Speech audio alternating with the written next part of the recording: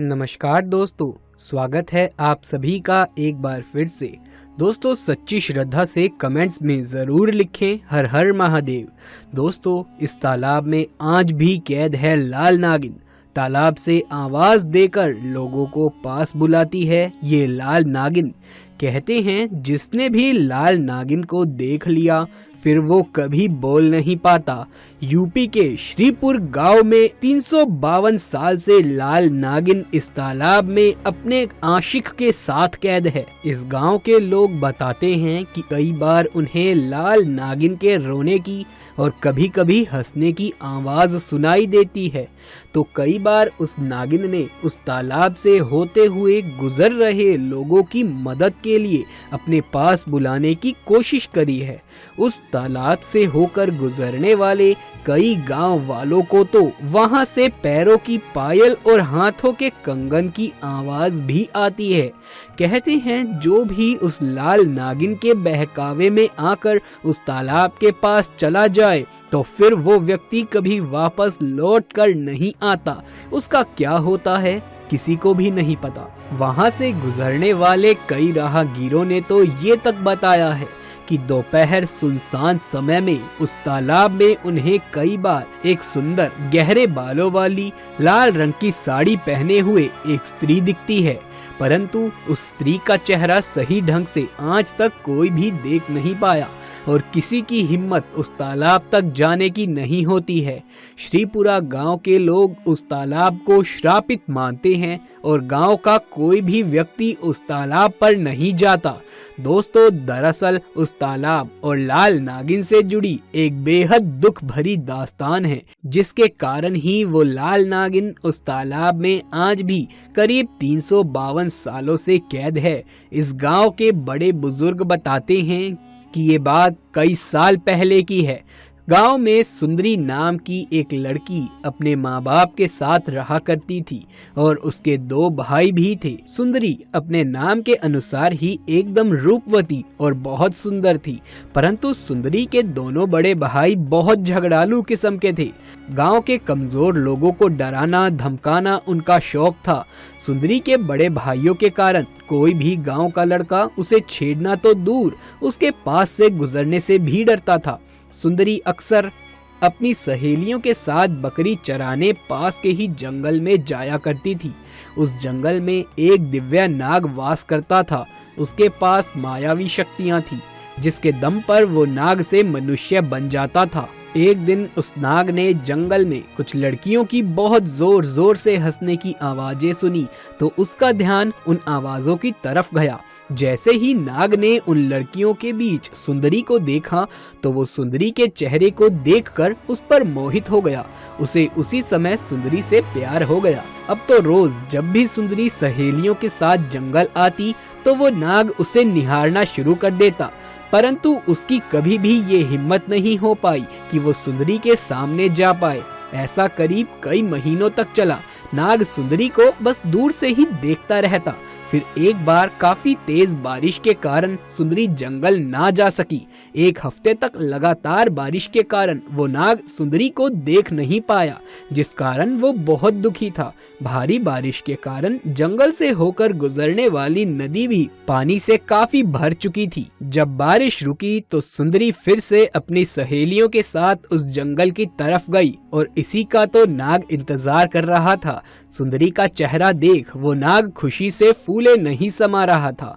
बारिश के कारण जंगल के रास्ते में कई जगह काई जम गई थी। सुंदरी घूमते घूमते अपनी सहेलियों से थोड़ा सा दूर नदी के पास चली गई कि तभी अचानक सुंदरी का पैर खराब रास्ते के कारण फिसलता है और वो खुद को संभाल ही नहीं पाती तथा नदी में गिर जाती है।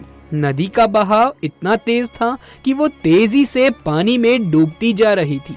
उसने अपनी सहेलियों को मदद के लिए आवाज भी लगाई, परंतु वो काफी दूर थे। अब वो नदी के बहाव के साथ ही खुद भी बही जा रही थी। वो नाग उसे काफी दूर से देख रहा था। जब उसने सुंदरी को डूबते देखा तो तुरंत मनुष्य रूप में वो उस नदी में कूद पड़ा और तेजी से तैरकर सुंदरी को नदी से बाहर निकाल लिया। सुंदरी बहुत डर गई थी और वो रो रही थी। उसने सुंदरी से कहा, डरो मत, अब तुम सुरक्षित हो। सुंदरी ने जब उस लड़के को देखा तो उसका धन्यवाद किया और उसका नाम पूछा। उसने अपना नाम शिवा बताया। सुंदरी बोली, शिवा, अगर तुम ना होते तो आज मैं शायद ही जिंदा होती। मुझे समझ नहीं आ रहा मैं कैसे तुम्हारा शुक्रिया अदा करूं। इस पर शिवा बोला कि अगर तुम चाहो तो क्या मैं तुम्हारा दोस्त बन सकता हूं। सुंदरी ने शर्माते हुए कहा, हाँ जरूर। दोस्तों, अब तो वो रोज दिन के समय जंगल और गांव के बीच बने तालाब वाली जगह पर अकेले मिला करते। सुंदरी तालाब के पास पहुंचकर जब भी शिवा का नाम लेती, वो अचानक उसके सामने आ जाता। दोनों की दोस्ती धीरे धीरे एक नया रूप लेने लगी और सुंदरी को भी अब शिवा से प्यार हो गया था। एक दिन शिवा ने अपने इच्छाधारी नाग होने की सच्चाई भी सुंदरी को बता दी। सुंदरी ये सब जानकर हैरान रह गई, लेकिन वो शिवा से इतना प्यार करने लगी थी कि उसने ये सच्चाई भी स्वीकार कर ली।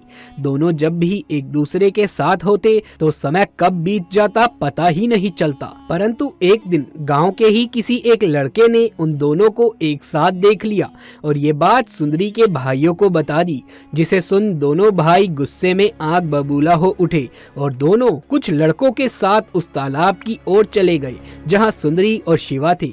वहां पहुंचकर शिवा और सुंदरी को एक साथ देखकर सुंदरी के भाई बहुत गुस्से में आ गए और डंडे से जोरदार प्रहार शिवा के सर पर पीछे से किया तो वो उसी समय अचेत होकर जमीन पर लेट गया। सुंदरी ने जब अपने भाइयों को देखा और उसके प्यार शिवा को जमीन पर लेटा पाया तो वो बिलक बिलक कर रोने लगी। अपने भाइयों को रोकने के लिए सुंदरी ने बहुत कोशिश करी, परंतु उसके भाई तो उस समय जल्लाद बन चुके थे।